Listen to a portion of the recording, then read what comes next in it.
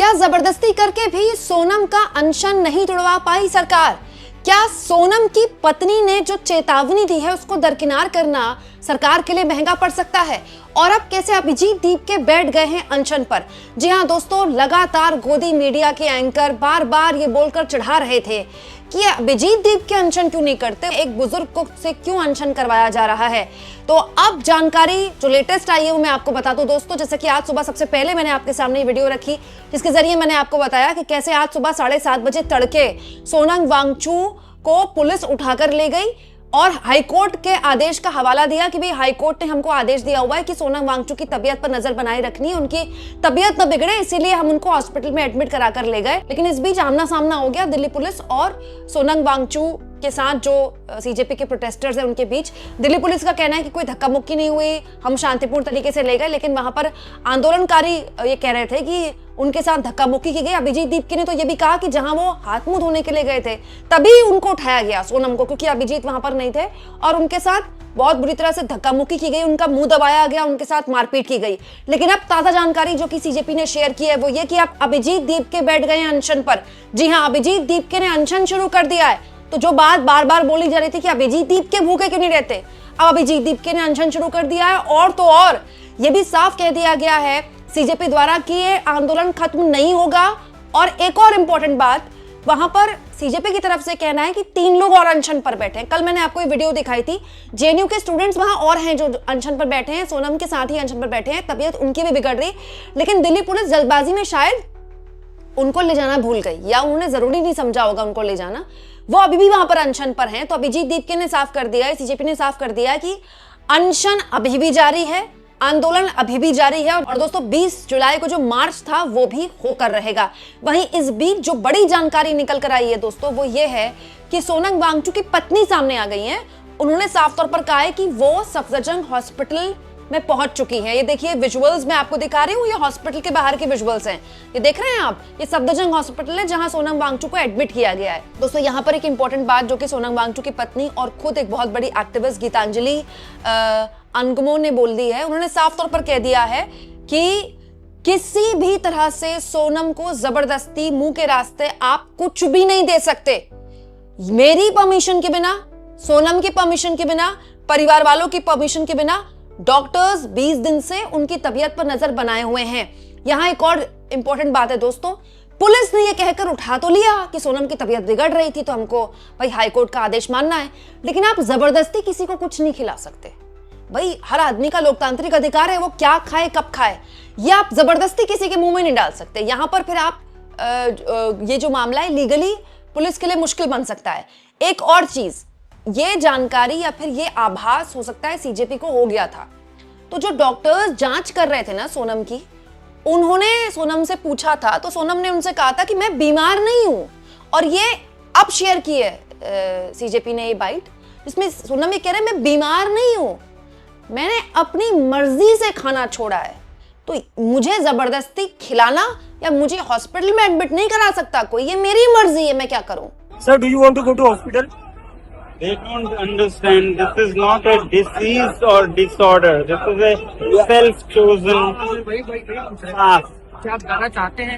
And a person on fast is not the same as somebody who eats. नहीं, मैंने इसमें आपको इसे I request you, please don't get into political things. I understand there must be pressure on you. Please don't get into political things. आज सुबह checkup करवाया। The court has already said that he should be monitored, Doctors, not hospitalized. Doctors don't get into political things. This is my request. अब point है दोस्तों क्या होगा, सोनम को police उठाकर तो ले गई, लेकिन अब पुलिस अगर किसी भी तरह से या सरकार किसी भी तरह से सोनम को जबरदस्ती खाना खिलाती है या फोर्स फीडिंग कराती है तो हाईकोर्ट से आगे फिर मामला सुप्रीम कोर्ट में जाएगा। कोई व्यक्ति अनशन कर रहा है, कोई पहली बार तो कर नहीं रहा, इस देश में बहुत से अनशन हुए हैं, बहुत सारे लोगों ने अनशन करते हुए जान भी दी है, बहुत सारे लोगों का अनशन छुड़वाया भी किया है सरकार ने, तो फिर ये तो अजीबोगरीब बात हो जाएगी। भाई कोर्ट में मामला जा सकता है तो सोनम वांगचू कह सकते हैं दिल्ली पुलिस के खिलाफ या सरकार के खिलाफ, तो इसका मतलब आप किसी को अपने खिलाफ अनशन नहीं करने देंगे, क्योंकि जब भी अनशन होगा आप कहेंगे इसकी तो तबीयत खराब हो रही है, मांगे आप मानेंगे नहीं।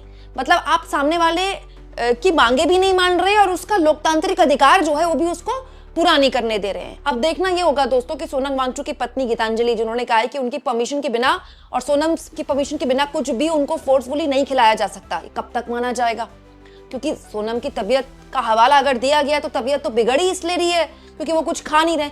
तो अभी जो है मामला बड़ा पेचीदा हो गया है दोस्तों। इसके अलावा अभिजीत दीप के वहां पर लगातार जो प्रोटेस्टर्स हैं उनके बीच हैं और वो बार बार कह रहे हैं ना तो आंदोलन खत्म हुआ है ना ही हमारा मार्च खत्म हुआ है। सौरभ दास जो कि प्रवक्ता है सीजेपी के, उन्होंने क्या कहा है सुनिए। हम इस समय जंतर मंतर पर हैं, जहां कुछ देर पहले सोनम वांगचुक को धक्का मुक्की करके मारपीट करके यहां से जबरन उठाया गया, उनसे बदतमीजी की गई। हमारे जो स्टूडेंट्स यहां पर मौजूद थे उनसे भी मारपिटाई की गई। सुबह का समय होता है, हम लोग 10-15 मिनट का ब्रेक लेके फ्रेश होने जाते हैं, उसी समय दिल्ली पुलिस ने कायराना हरकत की है। इस समय अभिजीत दीप के भूख हड़ताल पे बैठ चुका है। हम लोग हटेंगे नहीं। 20 जुलाई को संसद मार्च होगा। हम पूरे देश से अपील करते हैं कि जंतर मंतर पहुंचिए। ये इस देश को बचाने की निर्णायक लड़ाई है, हमें पीछे नहीं हटना है। शांति बनाकर रखिए, शांतिपूर्वक प्रदर्शन करिए, लेकिन सभी लोग जंतर मंतर पहुंचिए ज्यादा से ज्यादा संख्या में। जय हिंद, जय भारत।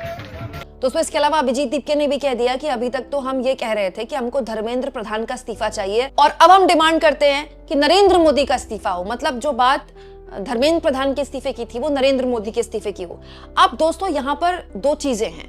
अभिजीत दीप के अनशन पर बैठ गए हैं, अभिजीत दीप के चेहरा हैं।